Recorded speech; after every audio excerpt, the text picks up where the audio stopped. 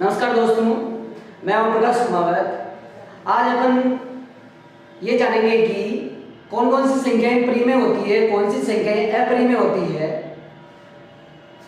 तो परिमेय संख्या कब कब होती है? देखिए, परिमेय संख्या तभी हो सकती है जब संख्या का वर्गमूल निकले, यानी पूर्ण वर्गमूल होना चाहिए संख्या का। दूसरी कंडीशन है संख्या शांत होनी चाहिए। तीसरी कंडीशन है संख्या अशांत हो परंतु आवर्ती होनी चाहिए। देखिए, जैसे परिमेय संख्या कब कब हो सकती है? संख्या शांत होनी चाहिए। संख्या शांत का मतलब यदि किसी भी संख्या में किसी दूसरी संख्या का भाग देते हैं तो पूरा पूरा भाग जाना चाहिए, यानी यदि शेषफल 0 आता है तो वो संख्या शांत होती है। दूसरा, संख्या का पूरा पूरा वर्गमूल निकलना चाहिए। जैसे √100 है तो 100 का पूरा पूरा वर्गमूल निकलता है 10, यानी कि पॉइंट में नहीं आता है। इसी प्रकार से संख्या अशांत, यानी कि उसमें भाग लगातार जाता है, शेषफल 0 नहीं आता है, परंतु आवर्ती यानी कि बार बार वही संख्या आती है।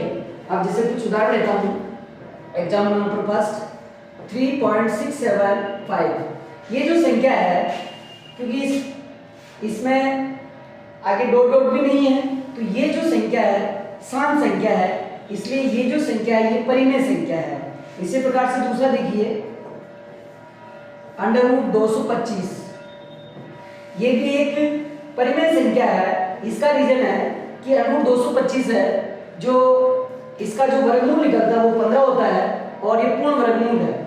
इसी प्रकार से एग्जाम्पल नंबर 3 है 3.47 पे बाद। ये संख्या भी परिमेय संख्या है। इसका रीजन ये है, ये संख्या है तो अशांत, क्योंकि यहाँ जो 4 साथी बार बार आएगा, लेकिन ये आवर्ती यानी ये संख्या बार बार आ रही है, इसलिए ये संख्या अपरिमेय न होकर एक परिमेय संख्या है। तो ये जो नियम है ये आपको याद रखने हैं।